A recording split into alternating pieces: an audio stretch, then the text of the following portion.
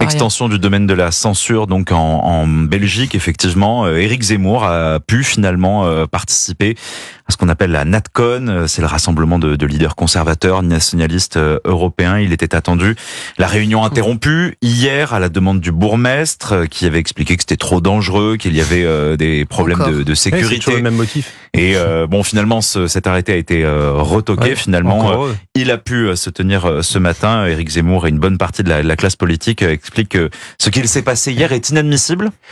Totalement inadmissible. Et je ferai exactement la même analyse que nous venons de faire avec Charlotte sur la situation de Jean-Luc Mélenchon. J'ajouterai qu'il y a un cas spécifique à la Belgique, c'est que la Belgique a tout de même ces dernières années un rapport très contrarié à la liberté d'expression et au pluralisme, puisque... C'est hémiplégique pour le coup. Oui, et c'est absolument, et c'est hémiplégique. Et il est vrai qu'en Belgique, si vous êtes un intellectuel ou un leader politique classé comme étant conservateur, et je ne sais pas où commence et où finit le conservatisme avec eux, parce que c'est très difficile. Bon, peut-être des souverainistes, par exemple, qui seraient hostiles à la construction européenne telle qu'elle avait faite depuis Maastricht, seraient classés là-bas à l'extrême droite, et donc seraient privés d'audience, que ce soit sur les plateaux de télévision, dans les chaînes de radio, dans la presse écrite ou dans les universités. Donc ce climat-là est terrifiant, d'autant plus terrifiant que la Belgique n'est pas dénuée d'un certain nombre de problèmes, à commencer par le rapport, pour le coup, à l'islam politique, par le rapport aux frontières, par le rapport à l'insécurité, par beaucoup de sujets qui mériteraient des débats libres.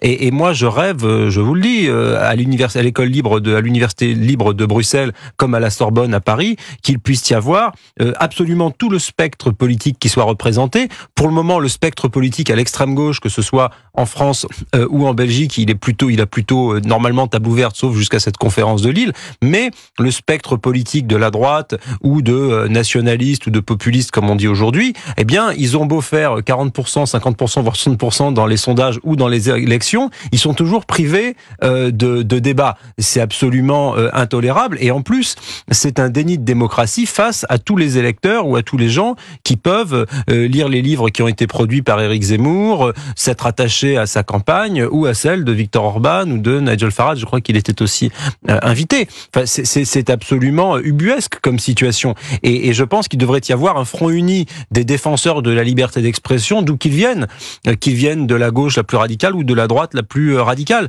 Mais malheureusement, je suis pas sûr que les insoumis qui ont poussé des hauts cris sur l'interdiction de la conférence de Jean-Luc Mélenchon iront pousser les mêmes hauts cris contre le bourgmestre qui a interdit la conférence d'Éric Zemmour. C'est toujours ce fameux problème d'incohérence, disons.